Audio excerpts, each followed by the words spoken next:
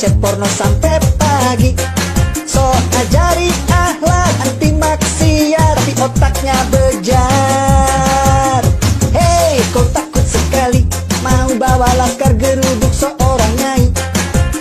Hei, kau tak tahu malu beraninya persekusi labrak ibu-ibu.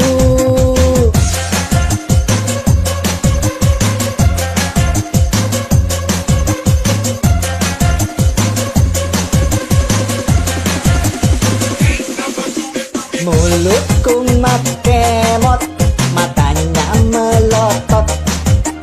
Kalau lagi dakwah, sumpah serapah. Hobi pakai sorban, kayak ulama Yaman. Mulut kayak hewan, lebih bejat dari setan. Sorry, sorry, sorry, sat.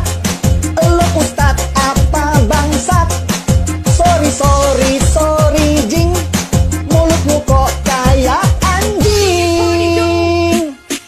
Dasar kau tukang obat, luar rohani dalam roh halus.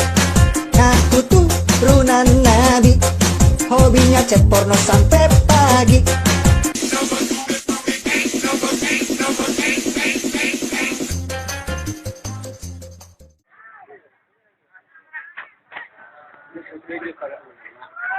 Berbeda habis. Kau amudian. Mungkin dia pernah ikut. Jadi, alhamdulillah. Tahun pertama, apa yang ngomong? Aku Islam Irak. Islam kuat, ibadah ibn. Tak banyak sini bukan hanya rokok. Karena kemudian Nabi sampai kiamat. Di Abu Bakar iman. Hanya dia benar ini. Abu Bakar itu. Sebenarnya juga Islam Irak. Asal mereka mengepol dengan mereka pun. Akol Islam Irak bisa. So apa aja iman setiap niat ada kau yang fokus. Para sebenarnya. Anak pun berbeda Pak Omar. Mulai dari kota kasar pun,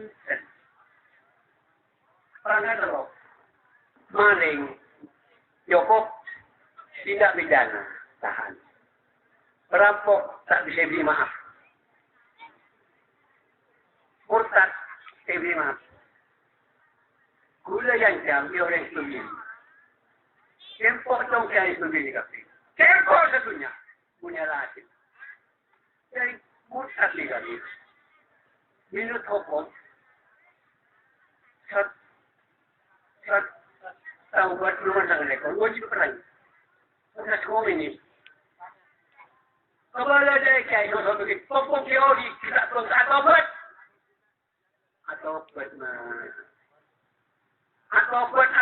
buat pasien habis tahu, tanpa kecuali popok teori. Oh betul. Lulus tahun tu juga serai. Resmi bertata kami boleh. Ini kasih bahaya. Bulan di anak bini. Meniwalin anak zinan. Tapi ada aku pada mata. Kau betul-betul makhluk kami ini kak. 12 tahun. Ini nak hukum. Serai kau juga. Hakim serai. Menikah hukum. Menikah luar kasar. Orang yang kafir pun kan. Simujak itu, kitab sufinya keren. Kitab sulap ni kau betul soni kan dia. Pakabin boleh. Kami apa beri kerja. Apa kuliah bertakwa. Kemudian buat apa program? Ya ancam sini. Ya pasti lagi. Ini namanya takwa. Kuliah di orang Jawa Tengah kau Pak Lampir. Anggota dia BKB, Pak Lampir, Pak, apa kau? Saya contoh. Kuliah baca contoh. Kuliah pementah, mau habis ini punya ulama guys, hanya apa dalam tepu. Ada yang ini. Semakin ini paling bahaya. PKI nyosok. Paham komunis, jadi kurikulum. Jadi boleh. Paham komunis kurikulum se Indonesia. Ya dia kata mengangan colak. Apa ini jadi ke dulu. Jadi ke dulu perguruan tinggi. Boleh.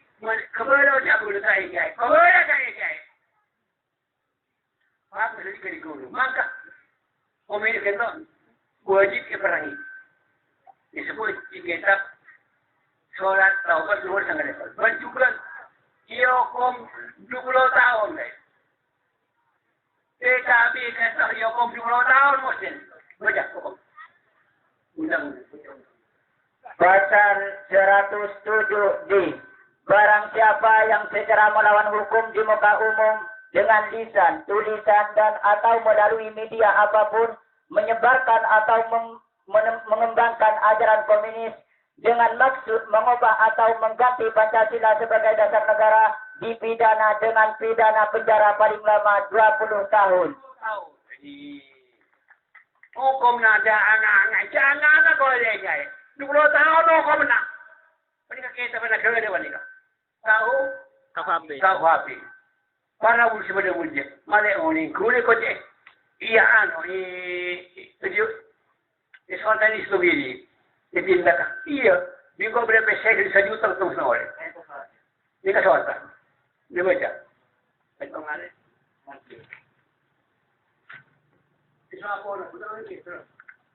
Bahwa terkait dengan hal-hal di atas kami minta Kiai Haji Ali Muhammad dan keluarga untuk melakukan satu, menyatakan di muka umum bahwa semua pernyataan Kiai Haji Ali Muhammad terkait fitnah yang dituduhkan kepada Kiai Sidogiri adalah salah. Dua, melakukan permintaan maaf kepada seluruh Kiai Sidogiri secara langsung dan resmi. Tiga, melakukan permintaan maaf yang disampaikan melalui media cetak dan elektronik minimal pada media yang sama atau pada surat kabar Jawa Pos. Empat, berjanji untuk insaf, tidak mengulangi kembali, melecehkan dan memfitnah sesama muslim. Jika dalam rentang waktu 7 kali 24 jam tuntutan kami tidak dilakukan, maka kami akan mengambil langkah-langkah hukum. Terima kasih Kak Kantor Kristo Gini. Yang kau 20 tahun untuk itu. Tahu lengkap. 20? 20? Hukum apa?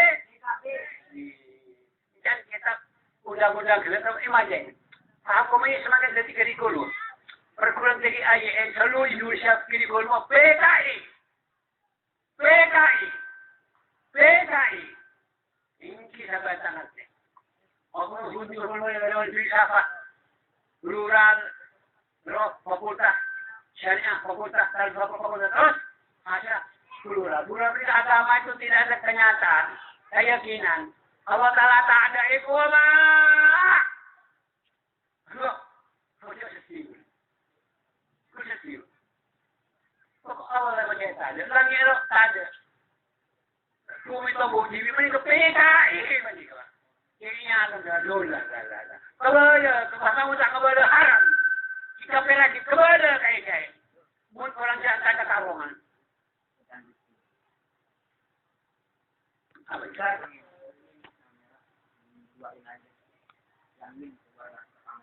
Gagasan Abdurrahman Wahid saat menjadi presiden yang mengusulkan pencabutan ketetapan MPRS nomor 25 tahun 1966 tentang larangan penyebaran ajaran komunis di Indonesia menimbulkan sikap pro dan kontra di kalangan masyarakat. Kalangan PKB Partai Kebangkitan Bangsa menyatakan setuju pencabutan itu dengan alasan bahwa demokrasi memberi kesempatan kepada ideologi apa saja untuk berkembang. Jadi kau usul supaya tidak larang PKI berkembang di Indonesia. Hati-hati Islam sudah hapus. Aduh jahat. Mereka Abdurrahman Wahid sebagai PKB. Amui kuat. Islam supaya hapus. PKI supaya berkembang.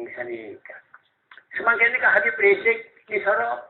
Bapak ini ke PKI. Semakin ini kalau mereka PKI. Ampun cukup. Orang. Joko mereka kebala dia ikai. Mutak kebala apa kapen yang kerja Nabi. Kebala. Jangan kerja Nabi. Dia takut. Kecoba mah. Wala kita percaya. Siap, bagus. Bagus. Islam mereka itu. Islam tapi alhamdulillah Islam. Enggak dong. Coba kita ngajak.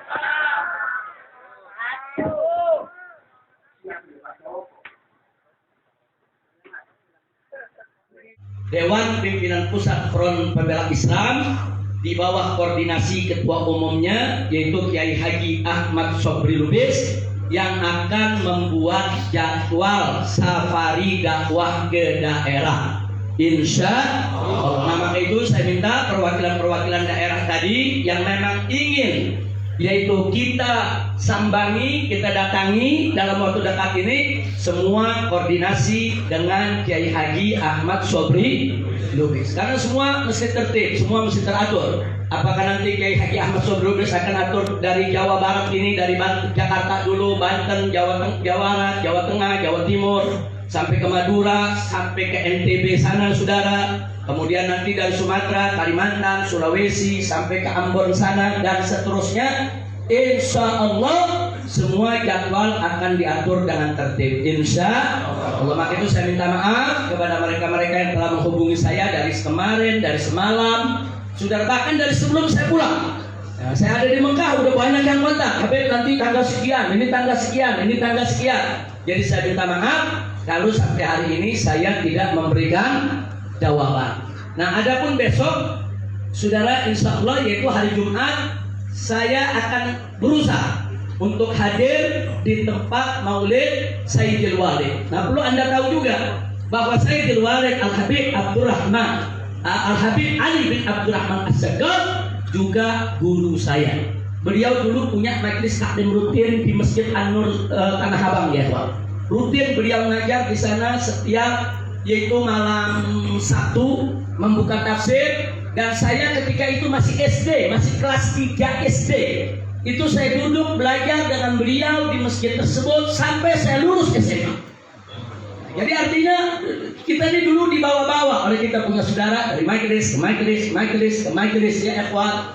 Nah, sehingga kita punya guru banyak, tidak sedikit. Siapa guru-guru yang buka majelis, siapa guru-guru yang tablik ke sana kemari, siapa yang mengajarkan kita walaupun satu huruf, maka mereka adalah guru kita, ya ikhwan. Nah, apalagi Sayyidil Walid Al-Habib Ali bin Abdurrahman As-Sagaf, luar biasa doanya, dukungannya, bahkan pada saat beliau datang ke Mekah, saudara, ketika umroh, luar biasa dukungannya, spiritnya, motivasinya sampai hari ini tidak pernah berkurang. Jadi kalau saya sebutkan satu persatu, saya punya seks begitu banyak, ya Pak. Saya tidak bisa sebutkan satu persatu. Ada seks di majelis, ada seks di tabligh, ada juga seks di universitas karena saya kuliah, saudara. Dan saya punya guru-guru besar di universitas juga tidak sedikit. Ada Syekh Abdul Fattah Abu Ghuddah, guru saya di bidang hadis. Ada Syekh Profesor Doktor yaitu Muhammad Rawasfal Aji, guru saya di bidang ilmu fikih dan usul. Kemudian ada Dr. Asy-Syahid Al-Alimul Allamah dari Lubnan, yaitu Dr. Subhi Soleh, guru saya di bidang ulumul Al-Quran. Dan mereka semua saya punya guru, baik yang di Indonesia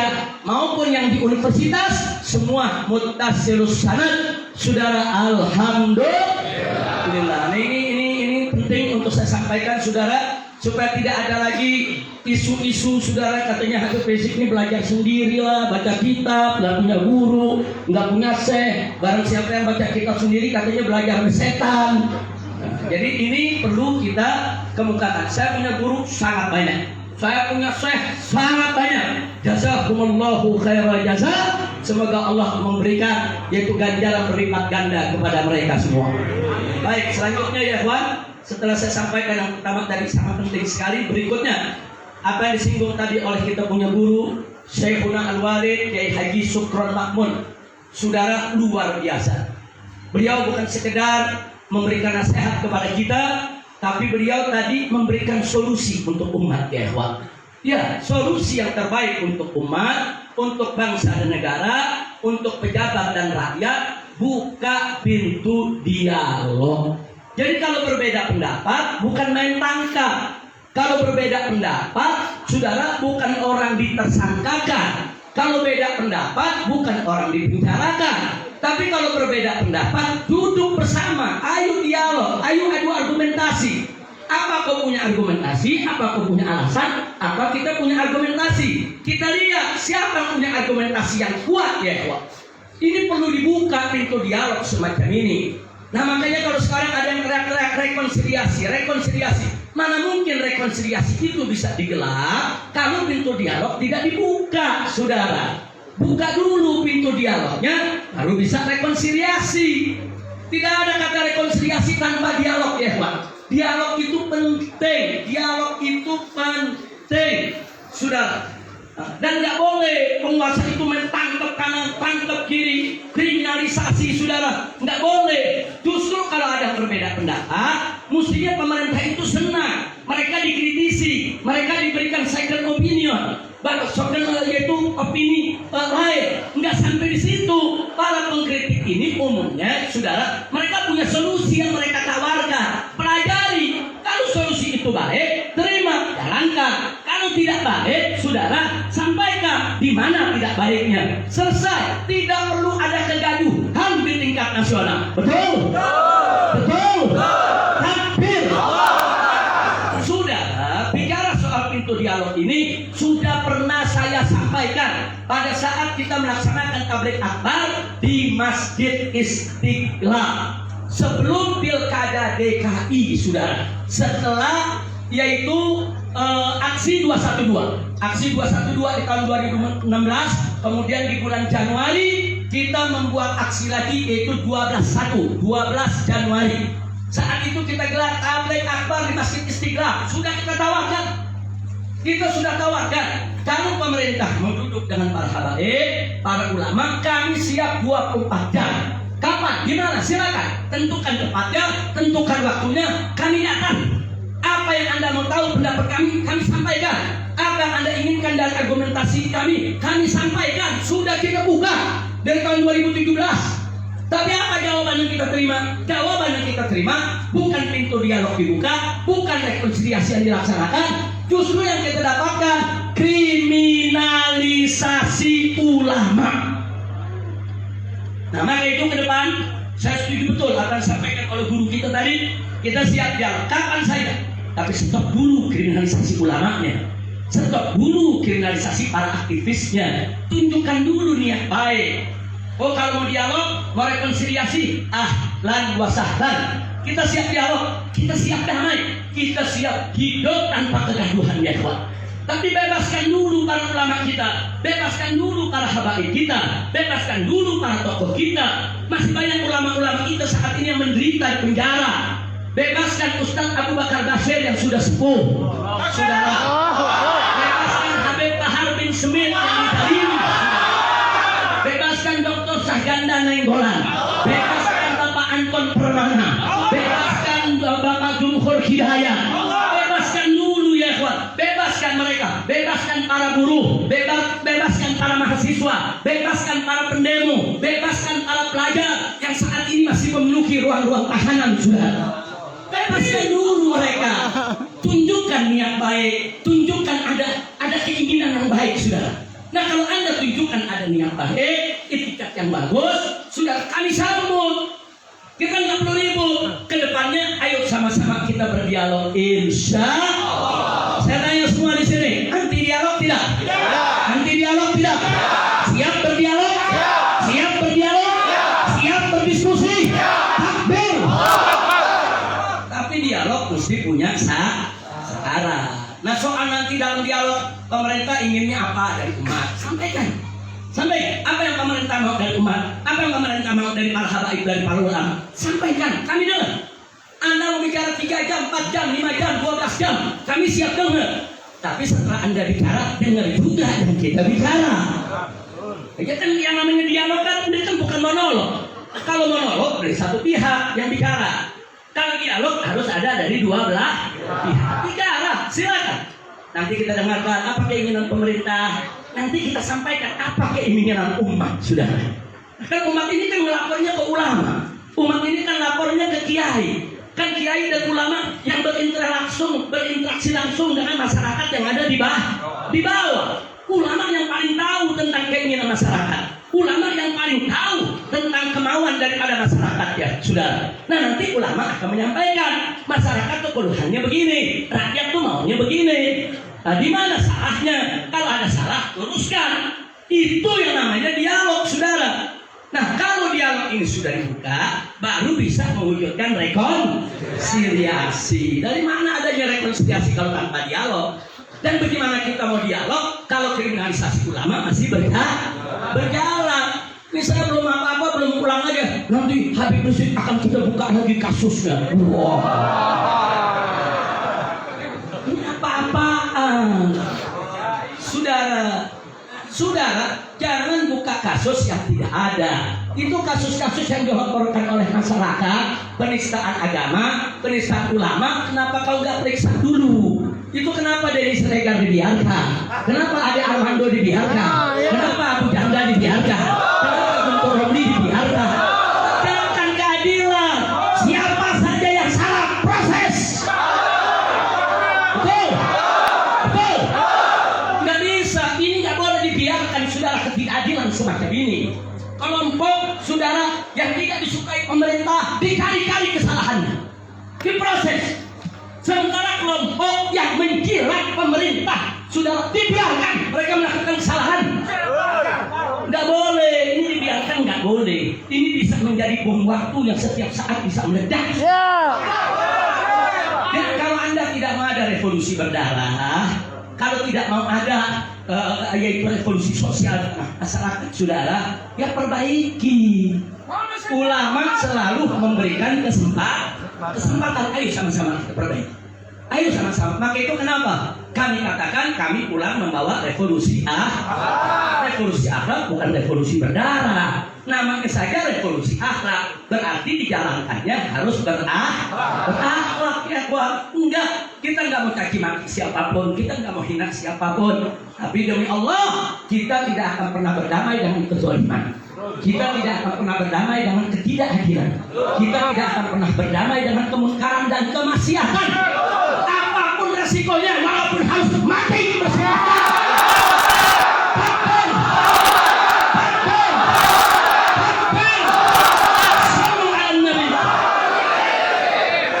Sebagai penutup ya, dari persoalan ini saya ingat, saudara. Tadi penutup daripada ceramah Kiai Haji Supratman begitu indah. Beliau bicara soal keadilan. Saudara, keadilan ini kunci, saudara. Keadilan ini magnet yang bisa menyerap, menarik rahmat Allah Subhanahu wa Ta'ala. Sebaliknya, ketidakadilan itu bisa mengundang azab. Ketidakadilan itu bisa mengundang musibah dan bencana, saudara. Dari mana saya bisa bicara begini? Yang bicara seperti ini bukan saya, tapi Nabi kita tercinta, Sayyidul Anbiya wal Mursalin, Nabi Yuna Muhammad alaihi wasallam. Suatu ketika, saudara, ada seorang perempuan dari kalangan terhormat dari Bani Makhzum, bagian dari suku Quraisy, terlibat dalam kasus pencurian. Kemudian Nabi memutuskan dengan hukum Allah Subhanahu wa Ta'ala bahwa si perempuan tadi, sekalipun kedudukannya terhormat, sekalipun berasal dari keluarga terhormat, tetap harus dipotong tangan. Kemudian ada segelintir sahabat resah, saudara. Bukan tidak terima putusan Allah, resah bukan tidak terima putusan Nabi, tapi mereka tahu, saudara, bahwa apa yang keluar dari mulut Nabi itu juga merupakan hukum. Sehingga mereka masih berharap, yuk lobi Nabi, yuk dekati Nabi, yuk bicarakan dengan Nabi. Siapa tahu ada dispensasi. Karena kalau ada dispensasi dari Nabi, berarti itu hukum. Diutuslah. Siapa yang diutus seorang sahabat? Yang diutus bukan sembarang orang. Yang diutus adalah anak, yaitu anak daripada anak angkat Nabi alaihi salatu wassalam, yaitu Usamah bin Zaid bin Harithah radhiyallahu ta'ala anhu. Oh, Nabi sayangnya sama Usamah luar biasa. Nabi perlakukan seperti cucu sendiri, seperti Sayyidina Hasan dan Sayyidina Husain, saudara. Nabi pangku, Nabi peluk, Nabi cium, saudara, semenjak kecil. Nah, begitu dewasa, orang inilah yang diutus untuk melobi Nabi, saudara.